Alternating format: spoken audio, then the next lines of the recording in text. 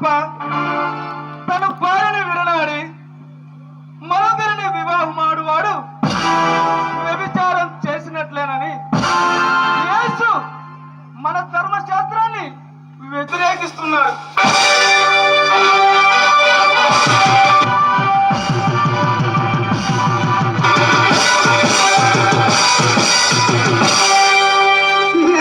అధికారంతో నీవు ఈ పనులు చేయించినావు, నీకు అధికారం ఇచ్చినది ఎవరులని మన ప్రధాన అర్చకులు గ్రంథంలో అడిగినప్పుడు నేను ఏ అధికారముతో ఈ పనులు చేయించినాను నీకు చెప్పనక్కర్లేదు అని మన ప్రధాన అర్చకులను ధిక్కరించాడు అల్లుడు.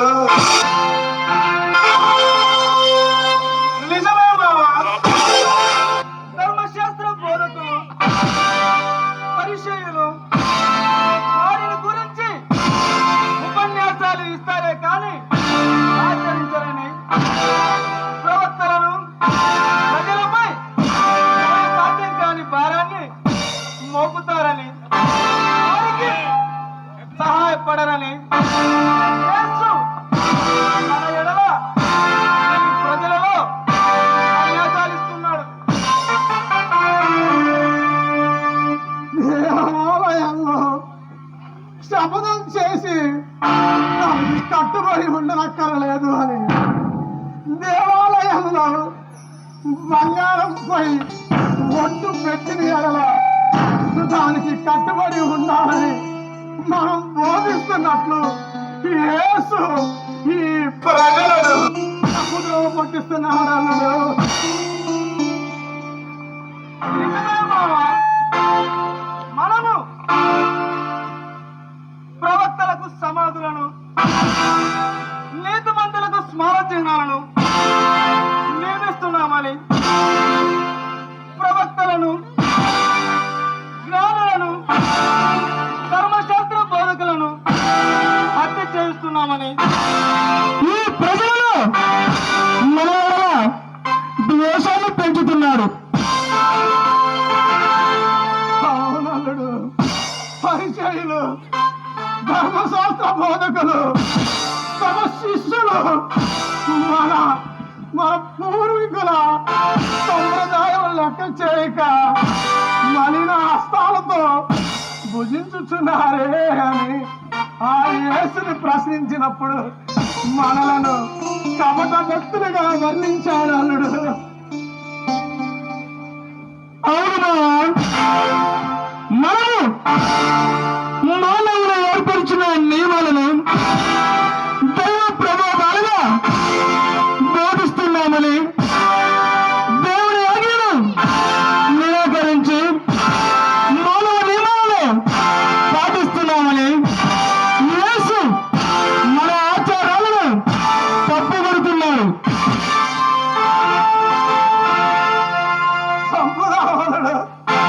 సంప్రదాయాలుగా మరి 2 రోజుల్లో పాస్కా పండుగ వస్తుంది కాబట్టి ఆ యేసుని దొంగచాటుగా బంధించి అతనికి శిలువ శిక్ష వేయిస్తామన్నాడు. మన పాపలకు అడ్డు కలిగించుకున్నామన్నాడు. మన చేతులకు మట్టి అంటకుండా నాటు ద్వారా శిలువ మరణ శిక్ష వేయిస్తామన్నాడు. అవును, నువ్వు చెప్పినది నిజమే, కానీ పాస్కా పండుగ వచ్చుతున్నది. ఈ సమయంలో యేసును బంధించి చంపిన వేళ ఈ ప్రజలలో అలసర వచ్చునేమో. అందుకే అల్లుడు ఈ ప్రజలలో అతని ఎడల దైవ దూషణలు చేయించినాడని కొంత శాస్త్రులు చెప్పిద్దాం, శిలువ మరణ శిక్ష వేయిద్దాం అల్లుడు.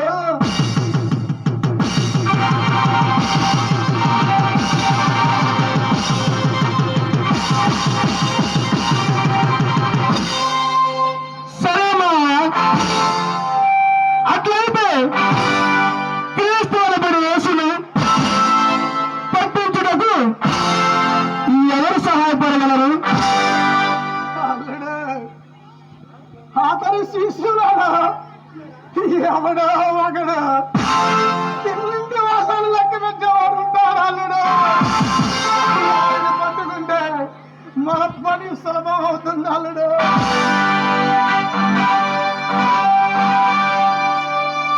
అవును మావా, వారి శిశువు ఒకరిని మన వైపుకు త్రిప్పుకునే మన పని సులభం అవుతుంది కదా. అవునాలుడు, ఈ ఆలోచన బాగుందాలుడు.